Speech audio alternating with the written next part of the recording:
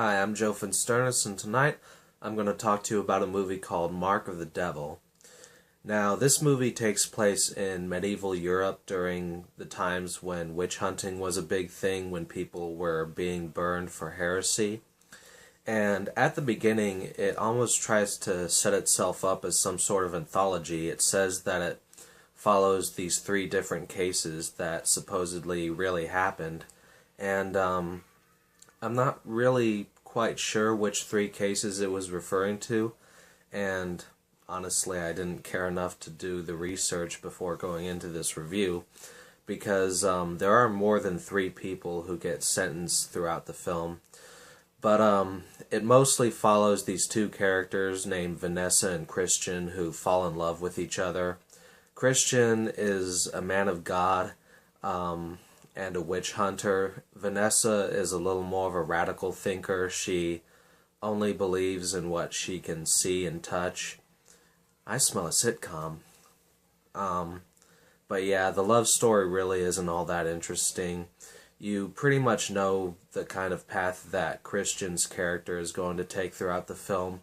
I think it would have been more interesting if he had been more conflicted and more inclined to follow the word of his superiors, but there comes a point where Vanessa is accused of being a witch, and Christian's just like, no, she's innocent because I like her, you know, she has nice boobs.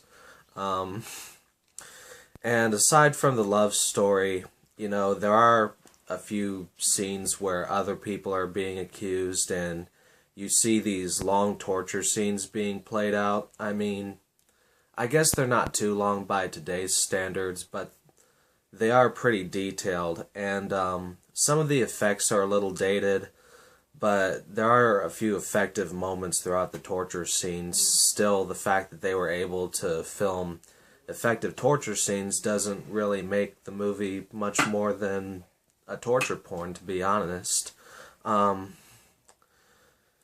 But yeah, one of the main problems that I had with just the characters in this movie was that there was no subtlety in them, and it made it really boring for me.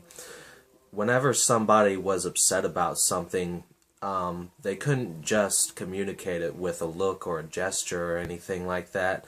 They always had to spell out exactly the things that were making them upset. There is one point where somebody witnesses a murder, and you can see the sort of torment in his face, and that was a potentially strong moment, but then a few minutes later he's like, you killed that person, so you're the bad guy. And of course I'm paraphrasing like I always do, but you know, the way that he said it in the movie was just as obvious as that. I will say that the main villain, I believe his name was Lord Cumberland in the movie, he was the main witch hunter. I will say that he started off as an interesting character. He came off as the sort of guy who believed that he was doing the right thing. You know, when you're first introduced to him, he sentences someone to torture for accusing a bishop of rape, but then there's another person who he lets go. So it's clear that he has standards, but then there comes a point in the film where he just starts sentencing people who he knows are innocent because he's having a shitty day and he's just wanting to be a dick. And yeah, it doesn't make a whole lot of sense.